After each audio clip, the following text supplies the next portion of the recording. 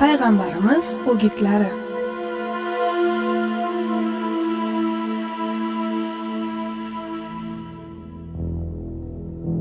O'ninchi gunohi kabira taqdirni rad etish. Alloh taolo Qamar surasining 49-oyatida marhamat qiladiki, albatta biz har bir narsani aniq o'lchov bilan yaratdik. Ibn Javziy tafsirlarida bu oyatning nozil bo'lish sababi xususida ikki xil gap borligini aytganlar. Birinchisi, Makka mushriklari Rasululloh sallallohu alayhi vasallam bilan taqdir haqida tortishganlar. Muslim rivoyatida mazkur oyat shunda nozil bo'lgani aytiladi. Abu Umoma bu oyat qadariyalar xususida dedilar. Ikkinchisi, Najron yepiskopi Rasululloh sallallohu alayhi vasallam huzurlariga kelib, "Ey Muhammad, gunohlar ham taqdir qadar bilan sodir etiladi deb da'vo qilasan. Bunday emas-ku" dedi. Shunda mazkur oyatlar nozil bo'ldi. Albatta jinoyatchi, osiy kimsalar gumrohlik va ahmoqlikdadirlar. Ular yuztuban hollarida do'zaxga sudraladigan kunda ularga do'zax azobini totib ko'ringlar deyilur. Albatta biz har bir narsani aniq o'lchov qadar bilan yaratdik. Va Saffot surasi 96-oyatida shunday deyiladi. Holbuki sizlarni ham yasab olgan butlaringizni ham Alloh yaratgan-ku. Ibn Jarir aytganlarki, bu oyatni ikki xil tushunish mumkin. Alloh sizlarni va amallaringizni yaratgan yoki Alloh sizlarni va yasab olgan butlaringizni yaratgan. Bu oyat bandalarning ishlari maxluq ekanligiga hujjatdir. Ash-Shams surasi 8-oyatida Alloh aytadi: jonga va uni raso qilib yaratib, unga fisq fujurini ham, taqvosini ham ilhom qilib o'rgatib qo'ygan zotga qasamki. Said ibn Jubayr aytganlarki, nafsga fujurini ham, taqvosini ham yuklab qo'ydi. Abdulloh ibn Umar roziyallohu anhu qadar taqdir yo'q, ishlar endi sodir bo'ladi, ular taqdir qilinmagan deb da'vo qiladigan qavm haqida: agar ularga yo'liqsang, men ulardan begonaligimni, ular mendan begona ekanliklarini ularga aytib qo'y. Mabodo ulardan birining Uhudchalik tillasi bo'lsa-yu, uni infoq, ihson qilsa, to qadarga iymon keltirmagunicha Alloh uni qabul qilmaydi dedilar-da. So'ng Jabroil alayhisalom hadisini zikr qildilar. Jabroil payg'ambar sallallohu alayhi vasallamdan iymon nima deb so'ralganida, u zot sallallohu alayhi vasallam Allohga, farishtalarga, kitoblarga, payg'ambarlarga va oxirat kuniga ishonmog'ing deya javob bergandilar.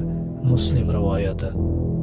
Allohga iymon keltirish, Alloh taolo mavjud, ulug' va mukammal sifatlar bilan, sifatlardan pok, u yolg'iz, behojat, barcha maxluqotlarning yaratuvchisi, ular ustida xohlaganidek tasarruf etadi va o'z mulki, saltanatida istagan narsasini qiladi deb tasdiqlashdir. Farishtalarga iymon keltirish, ular Allohning bandalari deb tasdiqlashdir. Anbiyo surasi 26-28-oyatlarda Alloh taolo shunday deydi: yo'q, farishtalar aslo Allohning bolalari emas, balki ulug' bandalardir. Farishtalar u zotdan ilgari biron so'z aytmaydilar, ya'ni Alloh buyurmagan biron ishni qilmaydilar. Ular Allohning amr farmoni bilangina amal qilurlar. U zot ularning oldilaridagi qiladigan va orqalaridagi qilib o'tgan barcha ish amallarini bilur. Ular qiyomat qoyim bo'lgan kunda faqat Alloh rozi bo'lgan kishilarnigina shafoat qilurlar. Ular qiyomat qoyim bo'lgan kunda faqat Alloh rozi bo'lgan kishilarnigina shafoat qilurlar, qo'llay olurlar. Ularning o'zlari Allohdan qo'rqib, xavf xatarida tururlar. Oyatlar tugadi. Kitoblarga iymon keltirish, Alloh taolo o'zining tanlab olgan elchilariga vahiy qilgan kalomini tasdiqlashdir. Bu kalomlar jamlanib devon qilinib pokiza sahifalar va qiymatli kitoblarga aylangan. Mo'min ulardan bilganiga batafsil, bilmaganiga umumiy suratda iymon keltiradi. Payg'ambarlarga iymon keltirish, ular Alloh taolo nomidan bergan xabarlarda rostgo'ydirlar. Alloh ularni rostgo'yliklariga dalolat qiladigan mo'jizalar bilan qo'llab-quvvatlagan, ular Allohning risolatini yetkazganlar, mukallaf bandalarga Allohning buyruqlarini bayon qilib berganlar. Ularni ehtirom qilish va ulardan birontasini ajratib qo'ymaslik vojib bo'ladi deb tasdiqlashdir.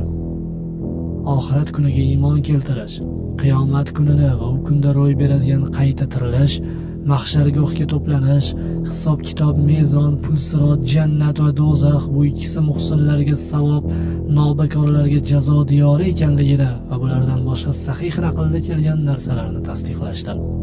Taqdirga iymon keltirish quyidagi oyat karimalar ifoda etgan ma'nolarni tasdiqlashdir.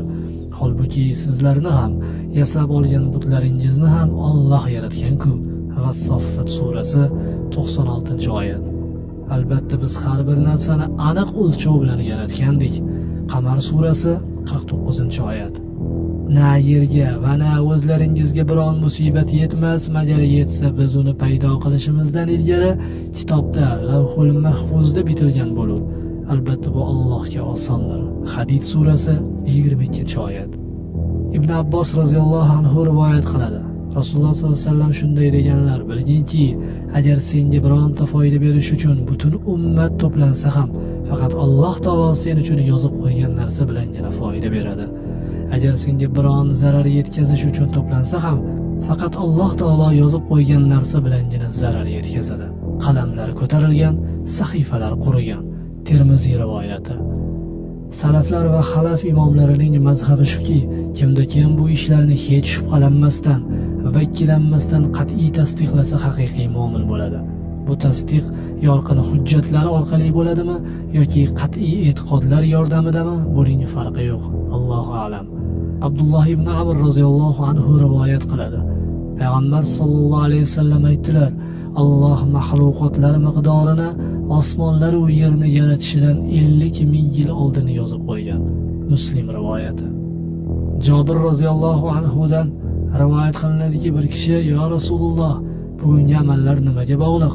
Qalamlar qurigan va miqdorlar belgilangan narsagami yoki biz endi qiladigan, endi sodir bo'ladigan narsagami?" deb so'radi.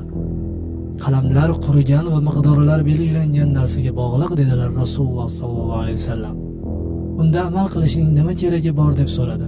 Amal qilinglar, barcha muyassar bo'lguvchidir. Muslim rivoyati. Payg'ambar sollallohu alayhi vasallam aytdilar: har bir narsa qadar, taqdir bilandir, hattoki ojizlik va ziyraklik ham. Ahmad va Muslim rivoyati.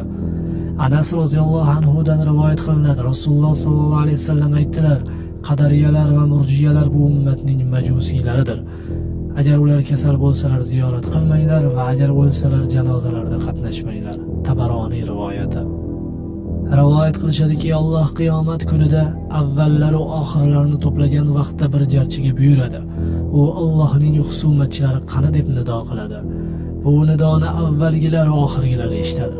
Shunda qadariyalar o'rinlaridan turadilar va ularga do'zaxga kirish buyuriladi.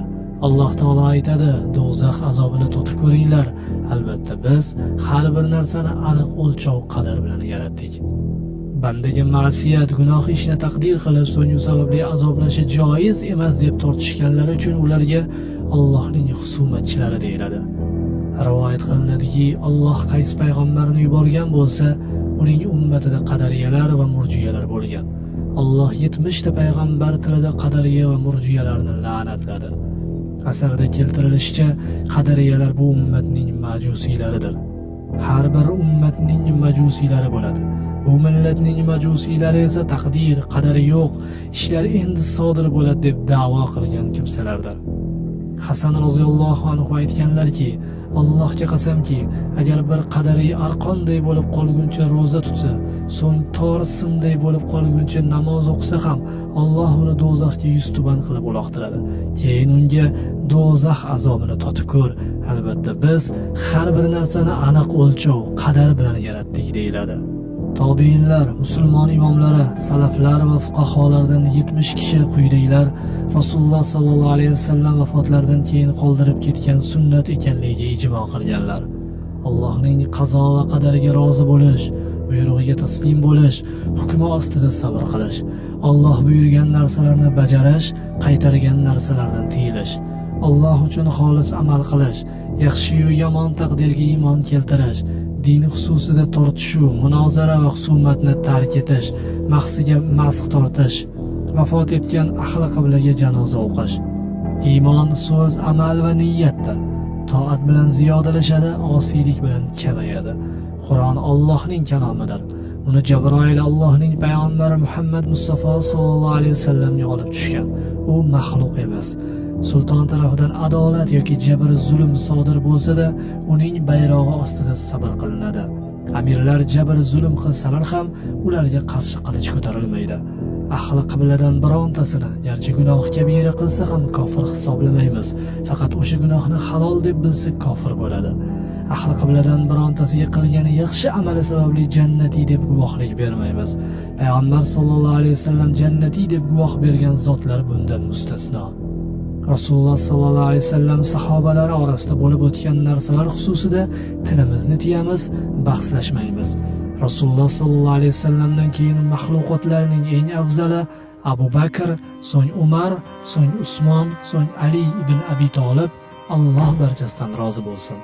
Payg'ambar alayhissalomning barcha azvoji mutahharalari, ya'ni ayollari, avlodlari va ashablariga Allohning rahmatini so'raymiz.